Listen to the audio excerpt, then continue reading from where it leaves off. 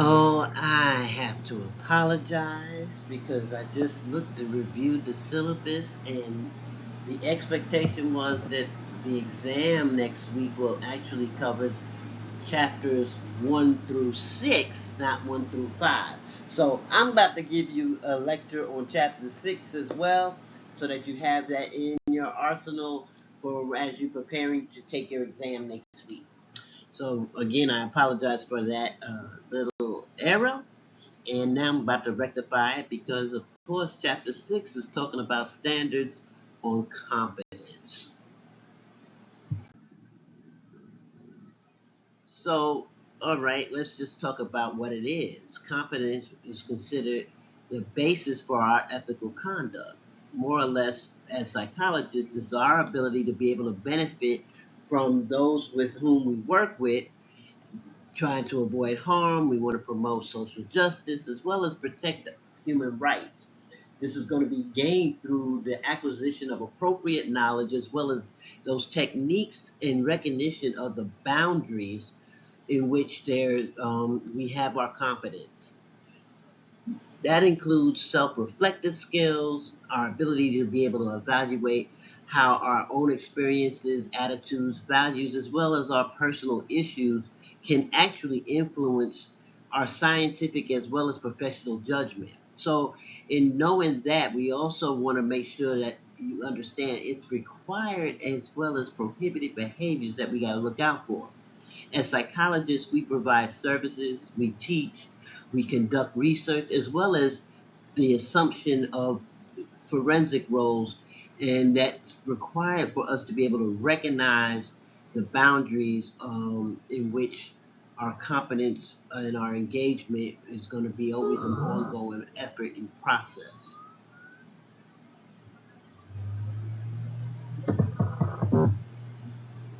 This allows us to be able to maintain and as well as develop competence.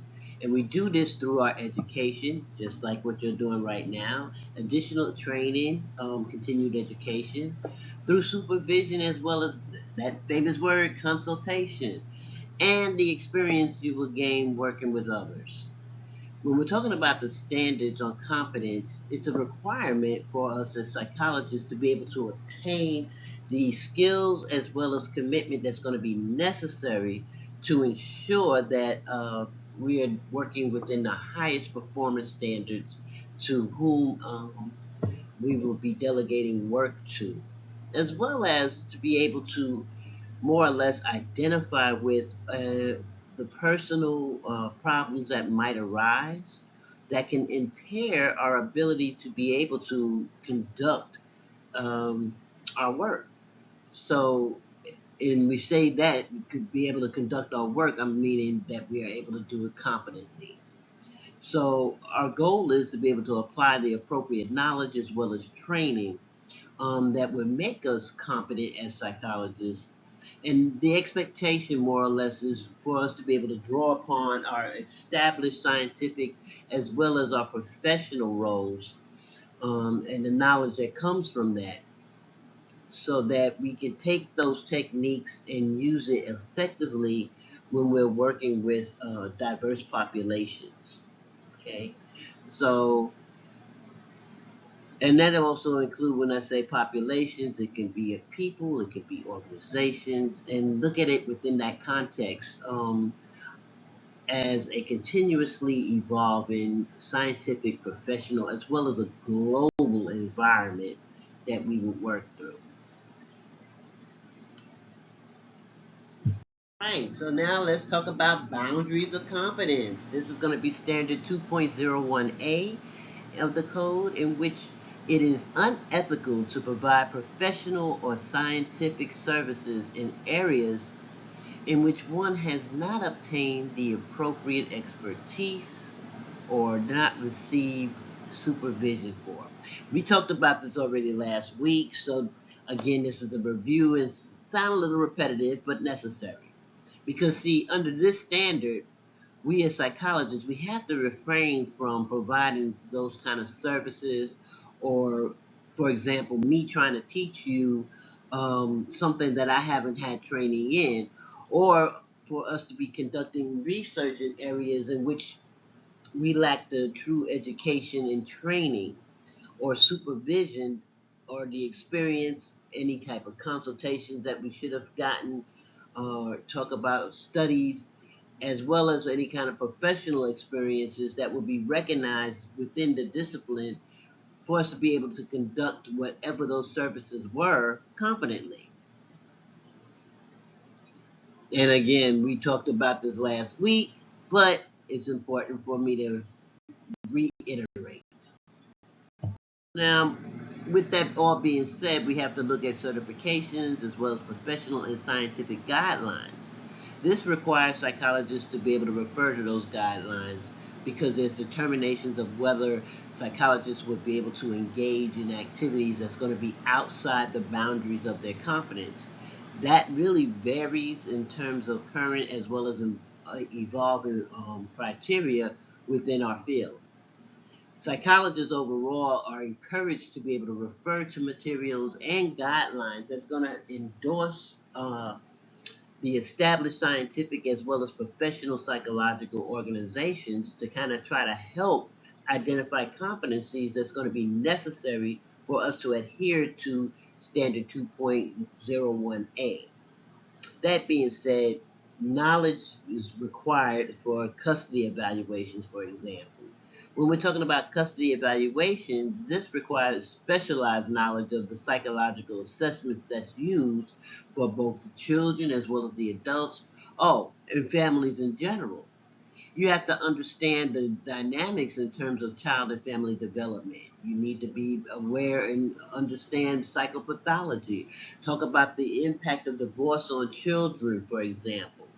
Applicable legal standards, as well as the expertise on talking about child abuse and neglect, domestic violence, parental mental or physical illness. So you see there's a lot there in terms of competency.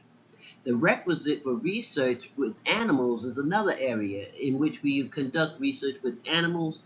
We have to be knowledgeable about the normal as well as species-specific behavior characteristics in terms of animal subjects and the unusual behaviors that may forewarn of health problems for the animals.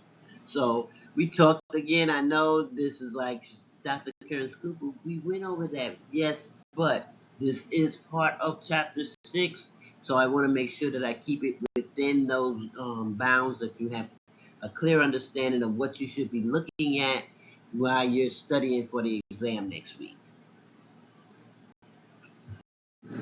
Continue talking about certifications and professional and scientific guidelines.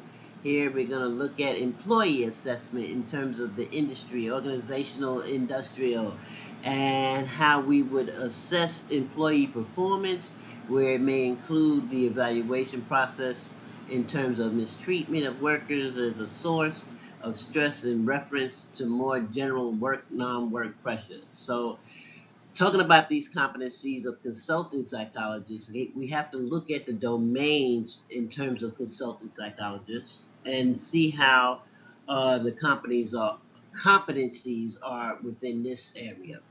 So example being when we're talking individually, we're looking at career and vocational planning. We might be dealing with employee selection process as well as promotion. It could be job analysis and executive and employee coaching. Group-wise, we might be looking at assessments or looking as well into development of teams, how they can be functional and possibly dysfunctional in terms of group behaviors, like groupthink and so forth. We also might have to take a look at how technology is involved, as well as stress management. Let's not forget that.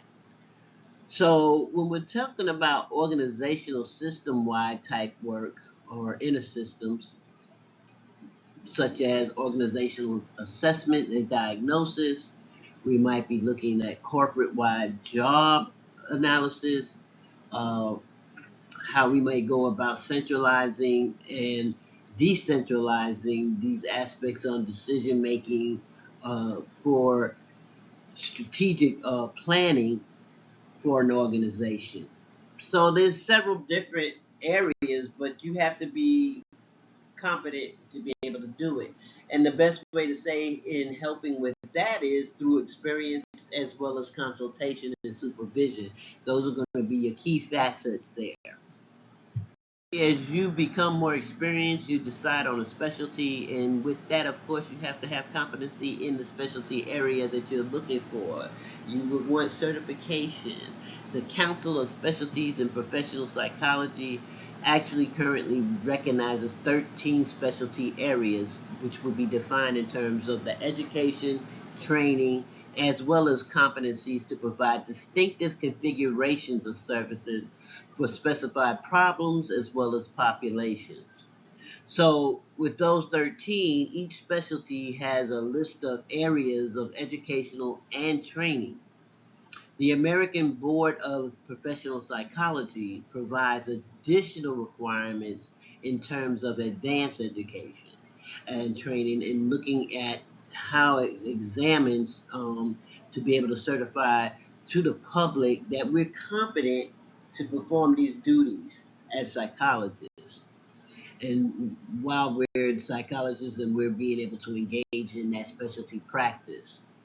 So the criteria is going to include both knowledge as well as behavioral anchors in how we perform those acts. We're going to also look at how we would implement our competencies in terms of established scientific and professional knowledge. Ethical implementation of the skills would include current APA ethic code that would define the boundaries of competence in terms of prior or contemporary type of acquired education, training, supervision, consultation, how we study, or the experiences that we gain. And it's this working definition that does not address really whether psychologists would be implementing the required knowledge and skills in an ethical and effective manner, be that with lectures or readings or the responsible conduct of research that may leave early career investigators unprepared for any kind of ethical dilemmas that might come up in how we implement this within our own research. So we look into the instruction and how we do research ethics, as well as departmental research policies in the absence of that modeling in terms of values by any mentors you might have, departmental faculty like myself, and how that may leave like you, the doctoral student, unprepared to independently be able to implement these kind of federal and institutional research guide. So you know how before you go to IRB, you have to be certified. This is what they're talking about. So in this, the therapist's subjective appraisals really are not going to always be positively associated in terms of clinical effectiveness. So this means that there might be additional criteria necessary to be able to determine any kind of boundaries for competence as well as enhancing ethical decision-making skills. It's also going to refer back to gaining feedback in terms of informed treatment or measurement-based type care.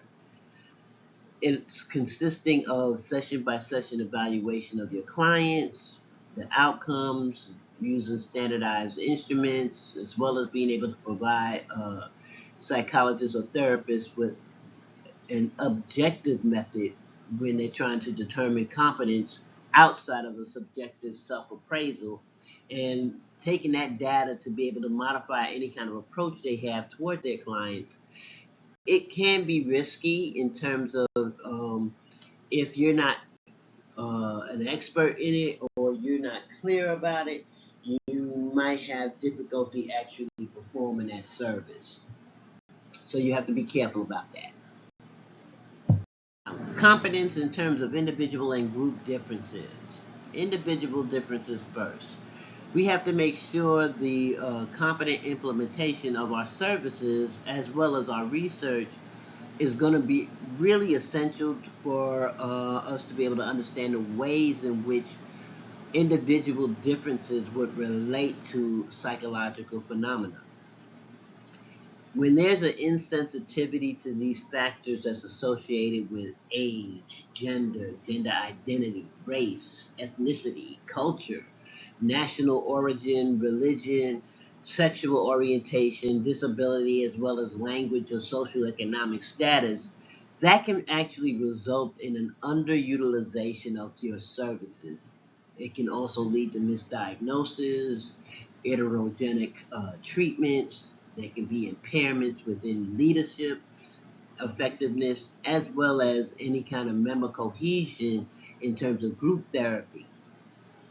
Also, methodology, you might have unsound research designs.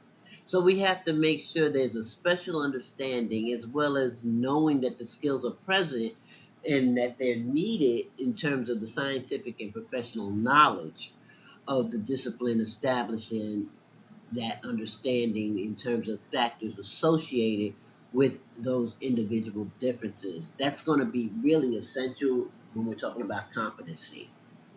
Additionally, competencies that require us to work with different populations really determines through our knowledge and skill base. And it's going to be identified by the scientific as well as professional knowledge base that we present with. Sequentially, that's going to be related to our obligations that would be found under Standard 2.01b, where psychologists have three sequentially related obligations. The first one would be familiarity with professional as well as scientific knowledge. You're going to have two, the appropriate skills, as well as three, knowledge of when to refrain, as well as when to refer when we have our limitations present. Right, so now let's talk about familiarity with that professional and scientific knowledge, where we're looking at the consideration of individual characteristics. That familiarity with current scientific and professional knowledge will really be required, excuse me, to determine whether or not we have an understanding of the factors that's going to be associated with individual characteristics that's necessary for effective implementation of their services or their research. Now, the guidelines include looking within the field to be relevant to the mental health needs of any kind of type of racial and ethnic people of color here in the United States. So more or less therapists or practitioners, they really have to attend to what may influence in terms of historical as well as contemporary racial traumas that might be present on mental health, to be able to address that as well as look at the gap between the established psychological theory and how people live through in vivo the experience, specifically when we're talking about marginalized populations. Now, professional guidelines do require for us to have the knowledge of mental health risks that might be involved, particularly when we're talking about social stigmatization, as well as any kind of individual differences that might be present in the developmental trajectories that might be found, particularly with sexual and gender minority. And I cut off myself when I said gender minority. I needed to include that as the youth as well as adults. So we have to look at age differences when we're talking about these different areas, and particularly when we're looking at our clients, we know that we work with children as well as adults. So now the APA guidelines for psychological practice for people with low income and economic status or marginalization. Here we are looking at how we have to recognize that to adequately be able to address health concerns, health inequities within these specific populations, it really requires us to look at a common terminology regarding social class. Particularly among psychologists, we need to be able to conduct research, including assessment, including treatment protocols, through the guidance for and looking at the culturally sensitive language that could be present, and that should be used effectively when we're being able to describe economically disenfranchised individuals, and also looking at the societal constructs that might be involved and contribute to the marginalization of that particular population. So as psychologists, remember we're providing treatment, and we have to be alert to how, you know, we have to consider things such as religious ideals and internalized religious norms, where it can be a positive or negative influence on your clients or your patients and how they might react to different life events. For an example, when we're talking about death, how one culture handles it can be totally different from another one, particularly when we're talking about loved ones. And the attitudes and behaviors regarding sexual relationships is another area we have to consider. You can also think about child rearing, think about self evaluation. All of these have their own differences involved per culture. Not everybody's going to have the same thing. So it's APA's guidelines that we look at for evaluation, particularly when we're talking about dementia, age-related cognitive decline. So overall, psychologists provide evaluations for the gambit, developmental, then when they're looking for any kind of dementia or any kind of cognitive decline, specifically with age. Again, it's important that you possess the proper education, the proper training, experience, as well as supervision, specifically on how to provide a good clinical interview. Or if we're looking neuro, the neuropsychological testing and training has to be on point, especially if you're working with the elderly, because gerontology, um, as well as neuropsychology, you're going to need it. You also may need it for rehabilitation psychology, neuropathology, psychopharmacology, and also psychopathology when we're looking at the elderly. So many different examples that can be provided, and I just gave you a handful. So those would be something that you could work with and keep looking at. So let's talk about appropriate skills. Here we're looking at dependence on individual difference factor. That being, we as psychologists, we have to be able to obtain the right training, right experience, know about the consultation, utilize supervision that's going to be necessary for us to be able to conduct activities competently. And having an understanding of one or more of the factors is really essential for us when we're looking at standard 2.01b. Having knowledge and training required really depends on that extent in which individual difference factor is going to be central and peripheral to looking at service required, as well as how psychologists take their prior training experiences and utilize it for their services. So APA multicultural guidelines have been revised, but what they do is they provide an ecological model to be able to incorporate intersectionality, as well as organizing the framework to be able to consider continuous evolving competencies that's going to be required for us in terms of being able to work with diverse populations. So this model, it really draws attention to five nested levels. First one's going to be bi-directional self-definitions that we might use, um, and we might use it as far as with us as psychologists, and also with whom we work with. It's also going to look at the influence of self-definitions that psychologists utilize as far as with their clients' experience, looking at community, looking at school, as well as family dynamics in context.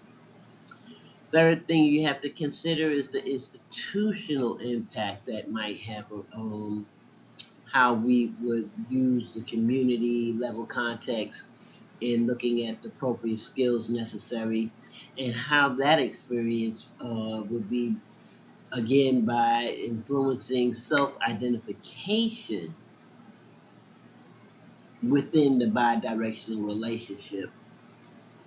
You also want to consider the effect of domestic and international climate, and that's talking about specifically the attention to human rights, as well as how we would go about looking at individual, interpersonal, community, and societal levels in terms of influence, and how we might interact to be able to produce more of a positive or even a negative sometimes outcome, depending on the situation itself.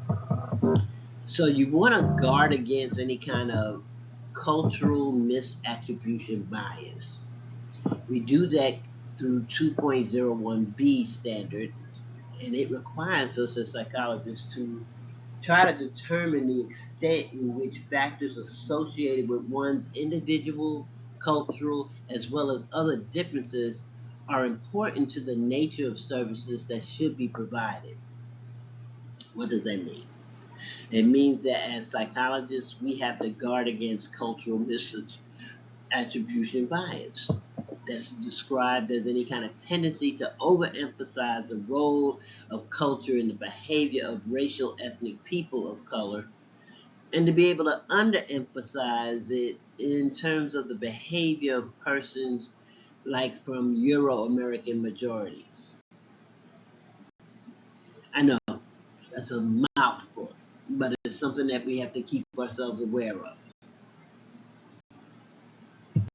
I know y'all heard me say know your limitations, so you need to know when to refrain and when to be able to refer. This is that inability to obtain knowledge, experience, and understand at 2.01b. We as psychologists, we have to refrain from engaging in any kind of activities if we do not or cannot obtain that knowledge or experience that's required for us to perform competently. We have to make sure if we refer that it's appropriate, but that expectation specifically during emergency services, it can be provided when they are immediately needed. So for example, if you have a client that comes in and you might not have worked with that population before, maybe it's indigenous population, however, they're presenting to you as suicidal. At this point, you need to take care of the emergency, take care of the symptoms at hand, and protect the client. And then, once you know that that client is going to be okay, that you've done everything to protect them, you can then refer it to someone else. But if there's an emergency situation, handle the emergency. Don't just try to push it off without taking care of that first. Now let's talk about how we may expand the scope of our competencies. That's looking at 2.01c, where this applies to how psychologists may wish to expand their practice, their teaching, or research to populations, areas, techniques, or even technologies for which they have not obtained the necessary qualifications that's going to be established by the field. Again, if you're expanding on it, you have to make sure that you do the checkbox where you're able to get an additional training on this, where you're able to get supervision. Have you been able to consult? Those three areas you have to make sure you're following when you think about expanding your scope of competency. Can you actually do that? And if you can't, then don't. Depending, there may be a time when you may have to provide services that's not otherwise available. Single psychologists serving diverse needs. In standard 2.01d, this is really applying to situations in which a psychologist without the appropriate training or experience is going to be the only professional available to provide any kind of necessary mental health services, similar to what I just mentioned before. But here, this might be just regular. And it's going to be in those kind of situations that might arise more in rural settings or small ethno-cultural communities, like I was telling you in Alaska, in which you may serve a diverse needs within that population.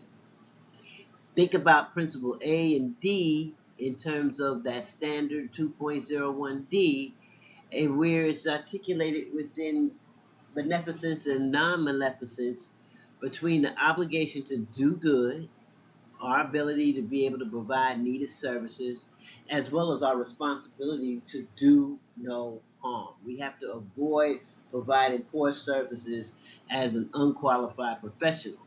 It's a balancing act that sometimes is quite difficult. However, the standard also reflects the importance of being able to provide fair access to services, which that covers principle D, justice. Services involving immigrants, issues of social justice become particularly important for psychologists providing services to conducting research or involving immigrants who do not have lawful status and may require additional competency in terms of human rights related risk as well as knowing the laws. So those kind of conditions might be stipulated within the standard 2.01D, where we as psychologists have to provide services for which we do not have the required education or experience under the following type of conditions. One, we may have had prior training or experience that's closely related to the service needed. So we would have to take that. If it's close, we have to use that for that particular situation. We might have to make reasonable efforts to be able to obtain the knowledge and skills that's going to be necessary. And that's usually going to be where we're conducting the work effectively because we utilize what? Consultation, supervision, additional training, additional reading, anything that's going to make you confident in that area. All right, so there's emergent areas that we want to reflect on, and that's looking at how innovative techniques can be done through 2.01E, which applies to us wishing to be able to develop or even implement new type of practices, teachings, or research techniques in which there's no generally agreed upon scientific or professional training or qualifications available. It hasn't been empirically proven, for example.